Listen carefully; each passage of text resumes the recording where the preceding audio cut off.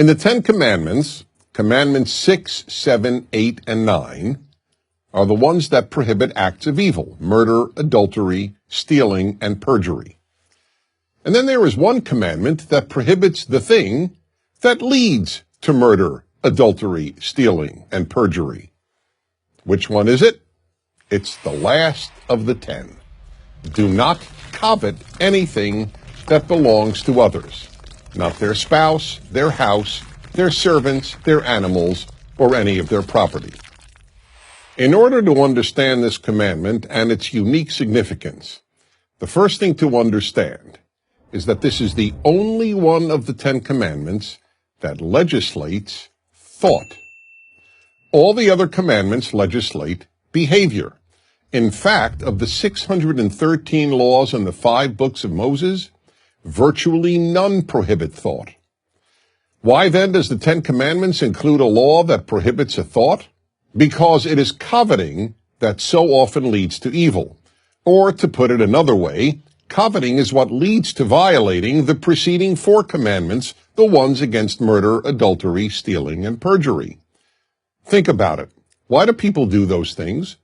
In most instances, it's because they covet something that belongs to another person.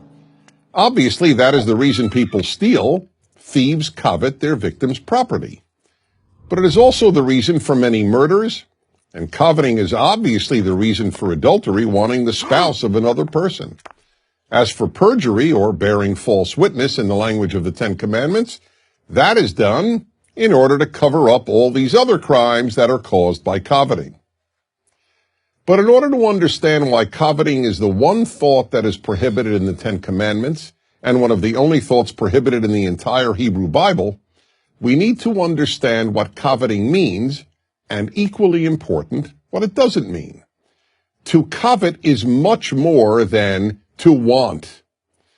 The Hebrew verb, lachmod, means to want to the point of seeking to take away and own something that belongs to another person.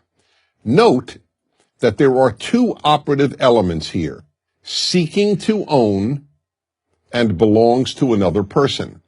Seeking to own does not mean just envying, or in the case of your neighbor's spouse, just lusting after.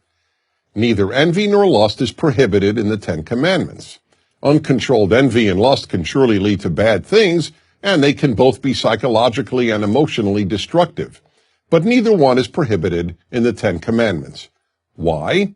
Because neither is the same as coveting. It is coveting that almost inevitably leads to stealing, to adultery, and sometimes even to murder. Let me explain this in another way.